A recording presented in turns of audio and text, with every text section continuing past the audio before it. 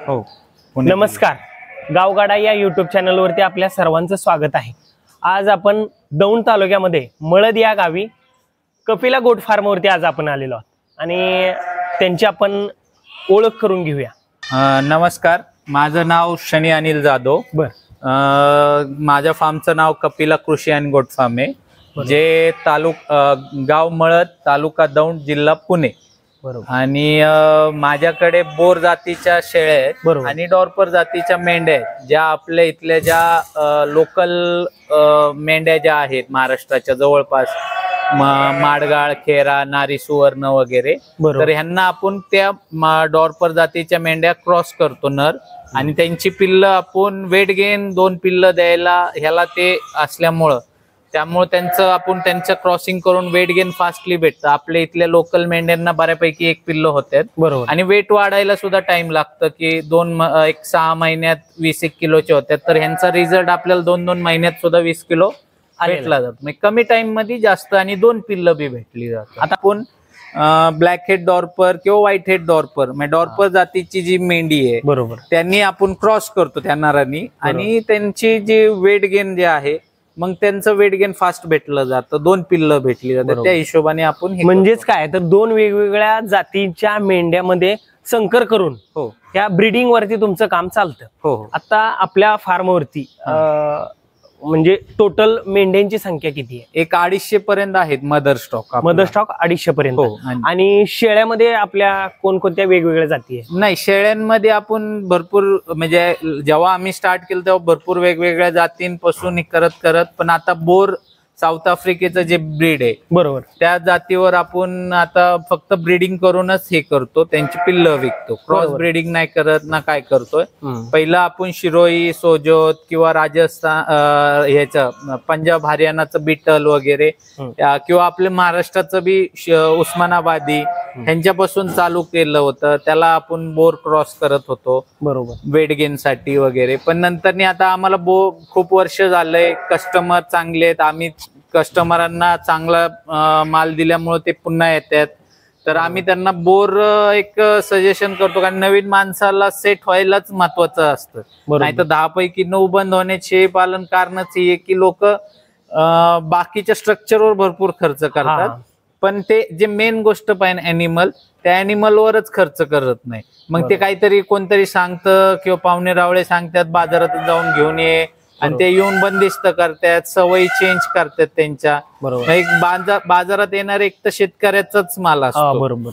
बरं, तुम्ही त्यांना जर बंदिस्त करताय तर त्यांच्या फिरण्याचं वगैरे सोडून त्यांना एकाच जागी खायला देतात, तर ते तेवढ्या वातावरणाला किंवा तेवढ्या ह्याला ते सूट नाही होत लवकर, कारण ते मानसिक ताणामध्ये असतात. एक तर प्रवास झालेला असतो, त्यांना विकलेलं असतं, बाजारात आलेले असतात, बाजारातून आपण घेऊन येतो, त्याच्यामध्ये ट्रान्सपोर्टिंगचा त्यांच्यावर स्ट्रेस आलेला असतो, जागा चेंज झालेली असते, परत खायला चेंज झालेलं असतं, जे रोजच्या सवय असतात त्या नसतात. मग त्यामध्ये त्या थोड्या खाल्लं नाही की मग कमजोर पडतात, त्यात आजारी पडतात, आणि मग त्याच्यात ते आजारी पडलं, नवीन माणसाला त्यात काय ट्रीटमेंट करायची लवकर समजत नाही. मग त्यामध्ये ते मॉर्टॅलिटी बी होण्याचे जास्त चान्सेस असतात, कमजोर होतात. हे भरपूर कारण आहेत. मग हे शिकण्यासाठी लोकांना थोडा टाइम लागतो, पण लोकांना आपल्या इथं लगेच फायदा पाहिजे. म्हणजे बंदिस्त मधून जर तुम्ही घेताय, कुठूनही घ्या, आमच्याकडूनच घ्या असं आम्ही म्हणत. बरोबर. पण जर नवीन कोण चालू करतंय, एक तर बंदिस्त मधून घ्या, किंवा बोर नावाची जी आहे ब्रीड, जी आपल्या भारतात जेव्हापासून आहे तेव्हापासून ती बंदिस्तच आहे. त्यांना, आणि बंदिस्त प्राणी तुम्ही फिरायला नेऊ शकताय, पण फिरणारा प्राणी एकदम बंदिस्त करू शकत नाही, त्याला टाइम द्यावा लागतो. थोडं टायमिंग नुसार त्यांना रोज फिरण्याची सवय असेल तर 1-2 तास लवकर आणून त्यांना बंदिस्त केलं गेलं पाहिजे, आणि त्यांना तसं खायला बी दिलं पाहिजे पुढं. मग खुराक द्या तुम्ही, मग त्यांना कळायला लागतं की आपल्याला मालक तिकडे लवकर नेऊन खायला चांगलं देतोय. मग असं करत करत त्यांचे टायमिंग करत 1-2 महिन्यात तुम्हाला ते बंदिस्त करावं लागते. एकदम जर तुम्ही बंदिस्त केलं तर तुम्हाला प्रॉब्लेम्स भरपूर येतील. आता ह्याच्यात भाराचं नियोजन या गोठ्यामधलं कसं असतं? आता आम्ही 2च टाइम खायला देतो. त्यामध्ये मग आम्ही काय केलेलं आहे, आम्ही भरपूर वेगवेगळे दरवेळेस चेंजेस करत आम्ही आता ह्या याच्यावर आलो की आम्ही जो सुका चारा आहे बरोबर त्याच्यावर गुळाचं पाणी वगैरे टाकून आणि जे खुराक आहे तो सुद्धा त्याच्यातच मिक्स करून आपण सगळं हे करून ते आंबून ठेवतो 10 दिवसासाठी बरोबर आणि ते काढून त्यांना देतो. कारण की शेळ्यांना जे असतात चवीची ग्रंथी एवढी स्ट्रॉंग नसती, बरोबर त्यांची वासाची ग्रंथी म्हणजे त्यांना स्मेलवर जास्त त्यांना आवडतं. मग ते कडू वास जरी आला तरी सुद्धा त्यांना ते आवडतो. जसं काँग्रेस खात्यात शेळ्या, पण ह्यांना चवीचं हे नसतं की ते तिखट लागते का कडू लागते काय घेणं देणं नसतं. फक्त त्यांना वास आंबट हे केलेला किंवा थोडासा गोडवा वास हे त्यांना आवडत असतो. मग त्या हिशोबाने जर तुम्ही दिलं तर तुमचं खाद्य बी खाल्लं जातं व्यवस्थित सगळं आणि वेस्टेज नाही जात आणि त्यामुळं तुमचं प्रॉफिट जास्त होतं. कारण की 1-1 रुपये जरी वाचवला, 10 शेळ्या असतील तर लोकांना ते 10च रुपये वाचल्यासारखे वाटतं, पण जिथं 1000 शेळ्या असतील तर ते 1000 रुपये वाचल्यासारखे. बरोबर बरोबर. मग जेव्हा तुम्ही ते ह्याच्या चाऱ्यावर मॅनेजमेंट करता तेव्हा तुम्हीच तुमच्या हिशोबाने चेंजेस करत गेले पाहिजे. आता आम्ही जसं आहे तर आम्ही पहिल्यांदा खुराक द्यायचो, मग हिरवा चारा द्यायचो 1 टाइम आणि 1 टाइम सुका द्यायचो किंवा दोन्ही टाइम आपण हिरवा चारा द्यायचो बरोबर किंवा दोन्ही टाइम आपण सुका चारा द्यायचो. मग नंतर आम्ही हळूहळू त्याच्यात चेंजेस करत गेलो. मग आम्हाला हिरव्या चाऱ्याला मनुष्यबळ जास्त लागायला लागलं किंवा क्षेत्र गुंतावं लागते. लोक म्हणतात की एवढं क्षेत्र लागते, असं काही गरज नाही आहे शेळी पालनासाठी. बरोबर, तुमच्याकडे कमी जागेत 5 गुंठ्यात सुद्धा तुम्ही शेळी पालन व्यवस्थित चांगल्या पद्धतीने करू शकताय. त्याला काही क्षेत्र जमीनच लागते, त्याला पाणीच लागते असं नाही. सुक्या चाऱ्यावर रिझल्ट तुम्ही जर बघितले, माय प्राणी सगळे सुक्या चाऱ्यावरच आहेत. तुम्हाला गाय, माझ्याकडले ज्या गाया सुद्धा आहेत त्या सुद्धा सुक्या चाऱ्यावर होते, दुधाला बी कमी नाही झालेल्या ना ह्याला तब्येतीला. बरोबर. तर त्यामुळे तुम्ही तुमच्या हिशोबाने ठरवा की हिरवा चारा करण्यासाठी जमीन लागती की तुम्ही छोट्या जमिनीत सुद्धा करू शकताय सुक्या चाऱ्यावर. आलं की पहिल्यांदा ज्या गव्हाणी वगैरे ज्या आहेत बरोबर त्यात लाकडं वगैरे जी थोडंफार शिल्लक राहिलेलं ते साफ करून घेतो आपण. बरोबर. म्हणजे लाकडं जी खाल्ली नाही जात. बरोबर. आणि त्याच्यानंतर आपण काय करतो की आपण एक ड्रम बनवलेले आहेत 200 ते 300 किलोचे, ज्याच्यामध्ये आपण खुराक आणि सुका चारा, बरोबर, जे सुका चारा म्हणजे हरभरा, तूर आणि सोयाबीन याचं भुसकाट जे आहे त्यामध्ये खुराकामध्ये तुम्ही गोळी पेंड बी वापरू शकताय किंवा तुमच्याकडे जे मक्याचा भरडा असन, गव्हाचा भरडा असन, राईस पॉलिश असन, जे काही तुमच्याकडे पेंड असतील ज्या स्वस्त भेटते. बरोबर. ह्यांना सोनं देऊन बी काय त्यांच्या तब्येती काय सुधारणार. बरोबर. तुम्हाला ते प्रॉफिटेबल बी पाहिजे, त्याला किती खर्च येतो हे तुम्ही त्याचा हिशोब धरला पाहिजे. बरोबर. मग त्याला ते आपण सगळं मिक्स करतो, त्याच्यावर गुळाचं पाणी बी टाकतो आपण. बरोबर. जेणेकरून काय होतं की ते वल्ल होतं आणि ते दाबून आपण एका ड्रम मध्ये भरतो. बरोबर. आणि त्याला वरून एअर टाईट करतो की जेणेकरून ते 10 दिवसानंतर आपण ते परत खोलतो आणि ते देतो. म्हणजे जसं हिरव्या चाऱ्याचं मुरघास बनवलं जातं तसंच आपण सुक्या चाऱ्याचं मुरघास करतोय. जर त्यात हवा घुसली तर ते फंगस पकडलं जाते. जसं हिरव्या चाऱ्याचं होतंय तसंच ते हवा बंद करून बॅलर मध्ये ठेवतो. मोठा गोठा जरी असला तरी त्याच्यामध्ये 1 रुपयाचा सुद्धा हिशोब ठेवणं गरजेचं आहे आणि 1 रुपया सुद्धा वाचवणं. म्हणजे 1 रुपया एका शेळी मागं, एका मेंढी मागं वाचला तर असे 1000 रुपये तुमचे शेतकऱ्यांचे वाचू शकते एका टायमिंगचे. मग ते 2 टायमिंगचे झाले तर 2000 रुपये. बरोबर. आणि तेच जर महिन्याचे धरले तर तुम्ही 60-70 हजार रुपये असे वाचले जातात. बरोबर. आता हे जे स्ट्रक्चर आम्ही बघतोय ते स्ट्रक्चर म्हणजे जमिनीपासून किती उंचीवरती आहे? आता हे जमिनी खाली कोब्यापासून 10 फुटावर आहे. बरोबर. जे एलिव्हेटेड शेड म्हणतात ह्याला. त्याच्यामुळे काय होतं की प्राणी स्वच्छ राहतो. बरोबर. आणि जागा चांगली भेटते, त्याला सुकी जागा भेटते. कारण लघवी लेंडी जे केलेलं आहे ते सगळं खाली पडलं जातं. बरोबर. त्यामुळं प्राणी एकदम चांगल्या जागेत बसला जातो आणि व्यवस्थित स्वच्छ राहिल्यामुळं जेवढं तो निर्मळ राहील किंवा याच्यात राहील तर तो तेवढी त्याची हेल्थ चांगली राहते. बरोबर. आणि त्यांचं दुसरी गोष्ट म्हणजे आपल्याला मनुष्यबळ बी कमी लागतं. नाहीतर शेड एवढं झाडायला मला 1 जोडी ठेवावं लागली असते, त्यांना पगार एक्स्ट्रा गेला. हे 6000 स्क्वेअर फीटचं आहे. 6000 स्क्वेअर फूट 6 गुंठ्याचं आपलं शेड आहे. बरं. हे याला किती वर्षापूर्वी बनवलं होतं तुम्ही? हे 6 वर्षापूर्वी बनवलं. त्याच्या अगोदर आपण छोटे हे केले ते वेगवेगळे. बरोबर. पण त्याच्यानंतर ह्याच्यातच कमवत, ह्याच्यातच पैसे आपण प्राणी वाढवत गेलो. आम्ही 25 पासून चालू केलं ते माझ्या 2 भावांनी. बरोबर. आणि त्यानंतर मग मी माझं शिक्षण झालं, मी सुद्धा याला जॉईन झालो. बरोबर. तर याच्यामध्ये हळूहळू नंतर आपण जसं कमवत गेलो याच्यामध्येच वाढवत गेलेलो. बरोबर. नवीन चालू करणाऱ्यांसाठी हे स्ट्रक्चर करणं गरजेचं आहे का, किंवा चालू किती संख्येपासून चालू करायला पाहिजे? एवढ्या दिवसाच्या अनुभवात तुमचं काय मत आहे? आता जर तुम्ही नवीन जर चालू करताय, बरोबर, कमी प्रमाणात चालू करा. लईत लई झालं तर एक 20 ते जास्तीत जास्त 50 पर्यंत. आपण जर तुम्ही कुठल्या स्कीम मध्ये वगैरे करत असाल, बरोबर, की गव्हर्नमेंटचे काय स्कीम आहेत किंवा काय आहेत त्यामध्ये करत असेल तर त्यांच्या इच्छेनुसार तुम्हाला करावंच लागेल ते. बरोबर. NLM नॅशनल लाईफ स्टॉकचं एक प्रोजेक्ट आहे, बरोबर, त्याच्यामध्ये गव्हर्नमेंट आपल्याला 50% सबसिडी देते, 50% देते, 1 करोड पर्यंत सुद्धा लोन भेटलं जातं. तर मग छोट्या प्रमाणात जर कोण चालू करणार असेल तर त्यांनी एक मॅक्सिमम 20 ते 25 पर्यंत चालू केलेलं उत्तम राहील.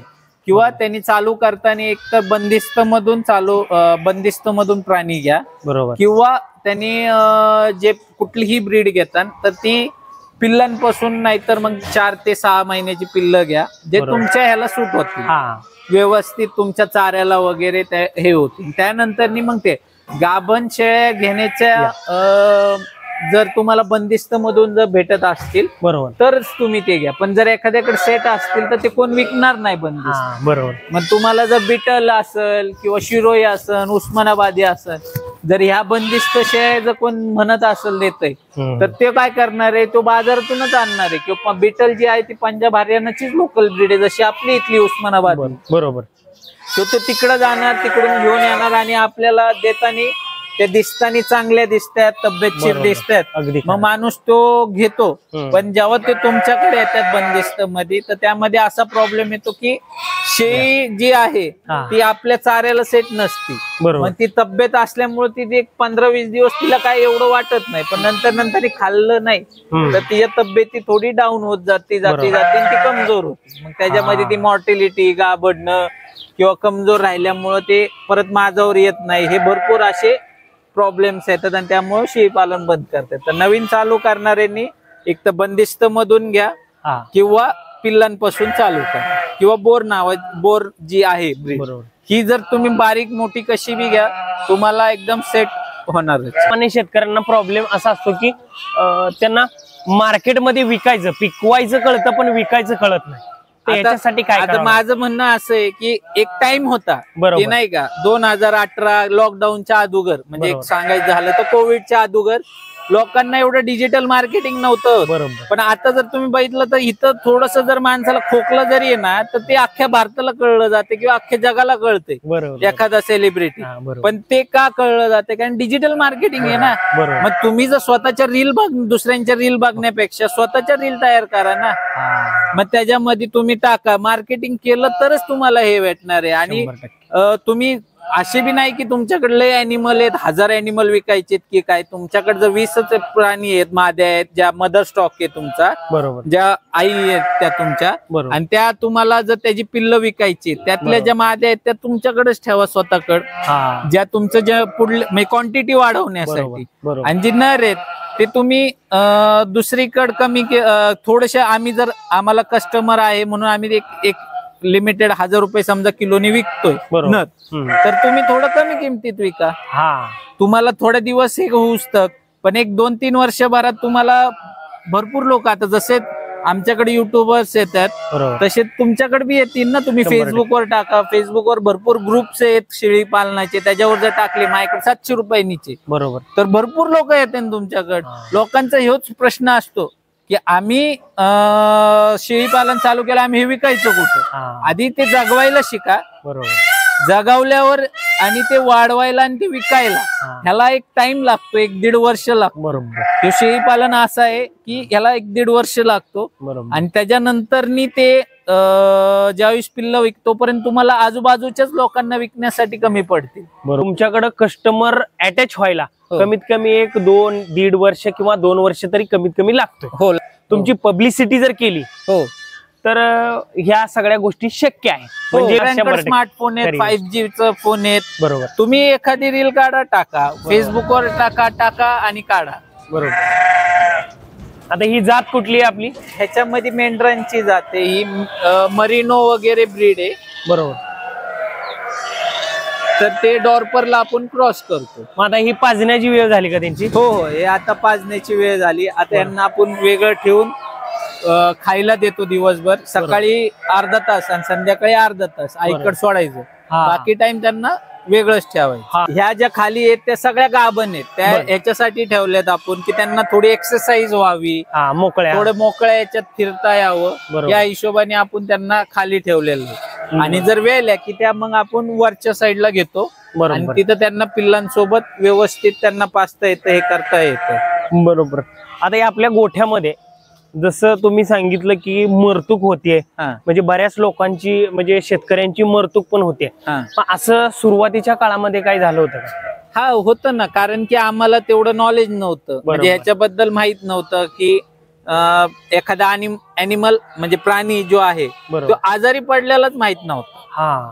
कारण की माहित व्हायला थोडा टाइम लागला. मग ते खात नाही, खाल्ले नाही की ते मागं थांबतात असे एका साईडला. मग त्यांची ती वागणूक वगैरे हे शिकायला टाइम लागतो ना माणसांना. बरोबर. जर ते काल आजारी पडले आणि दुसऱ्या दिवशी त्याच्यावर ट्रीटमेंट करते, ते आणखी त्याची तब्येत खालावली जाते, त्याच्यात वाचवणं आणखी अवघड जातं. बरोबर. आता हे आपण काय केलं की जसं जसं आपल्याला पुढं कोण ड्रम मिक्सिंग, पहिला आम्ही हौद होता आमच्याकडे, बरोबर, खुराक मिक्स करायला. बरोबर. तर त्याच्यामध्ये एक माणूस आत उतरायचा आणि तो खोऱ्यानी मिक्स करायचं. बरोबर. मग त्यामध्ये ते टाइम बी जास्त जायला लागला. बरोबर. आणि दुसरी गोष्ट म्हणजे ते व्यवस्थित एवढं मिक्स नव्हतं. बरोबर. हे जे आहे हे ग्राइंडर आहे आपलं. बरोबर. त्यालाच अटॅच केलंय आणि ह्याच्यातून जे ग्राइंड होतं ते खाली पडतं आणि हे जे मध्ये शिफ्टर आहे. बरोबर. तर ह्यांनी काय होतं की हे शिफ्ट होऊन ह्याच्यात पडलं जातं. बरोबर. मग जेणेकरून आपण ह्याच्यात पडलेलं ते बाहेरच्या साईडनी काढतो. नाहीतर मग जे आपल्याला फक्त मिक्स करायचंय ते डायरेक्ट आपण ह्याच्यात टाकलं, वरून इकडून पुढल्या साईडने टाकतो. मग हे खुराक म्हणून तुम्ही ते खुराक आणि चारा म्हणजे दोन्ही मिक्स एकत्रच करून आपण जसं तुम्हाला ड्रम मध्ये दाखवलं. बरोबर. तेच आपण. मग ते ड्रम मधलं ह्याच्यामध्ये मिक्स नाही ना करत तुम्ही? नाही, ड्रम मध्येच ह्याच्यामध्येच मिक्स करून ते ड्रम मध्ये भरतो. हा, म्हणजे हे खुराक आहे. बरोबर. जशी गोळी पेंड असती लोकांना म्हणतात किंवा काय असतं तसं याच्यामध्ये आपण मग आपल्याला जे स्वस्त भेटतं त्या गोष्टी आपण याच्यात युज करतो. म्हणजे हे विकत आणण्यापेक्षा प्रोटीन वगैरे ज्याच्यात कॅल्शियम वगैरे चांगले, बरोबर, किंवा मिनरल्स आहेत त्याच्यामध्ये. बरोबर. हे सगळं आपल्या पद्धतीने ज्याच्यात कमी आहे ते आपण वरून ऍड करतो. जर समजा मिनरल्स थोडे कमी आहेत, आपण याची टेस्ट करतो खुराकाची ज्या याची, त्यात मिनरल्स कमी आहेत तर आपण एक्स्ट्रा वरून मिनरल्स टाकतो, मीठ टाकतो. बरोबर. किंवा जे मक्याचा भरडा, गव्हाचा भरडा, दालचुन्नी किंवा पेंड वगैरे जे आहेत आपल्या इथं, शेंगदाणा पेंड किंवा खपरी पेंड जी म्हणतो आपण. बरोबर.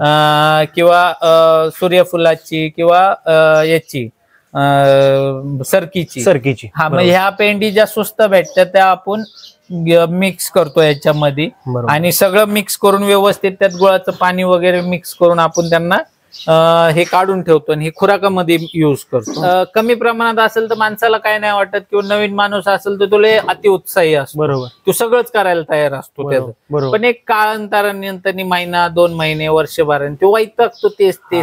बरोबर.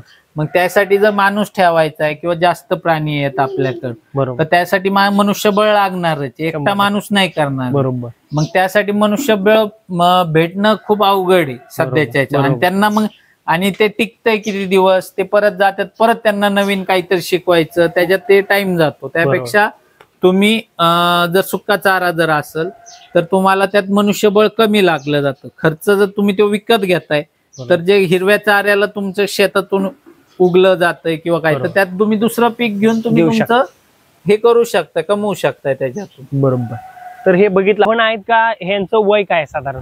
आता याच्यातल्या ज्या मेंढ्या आहेत त्या काही म्हणजे काही 7-8 महिन्यापासून ते 3-4 वर्षाच्या आहेत त्याच्यामध्ये. बरोबर. त्याच्यामध्ये ज्या वेगवेगळ्या तुम्हाला असं दिसतात ते, बरोबर, काही मरिनो आहेत, काही माडगाळ आहेत, काही खेर आहेत, काही नारी सुवर्ण आहेत. बरोबर. पण ह्यांचे जे क्रॉसिंग करताना किंवा ह्यांचे बाप जे होते किंवा आजोबा जे होते हे डॉर्परचे होते, ब्लॅक हेड डॉर्पर.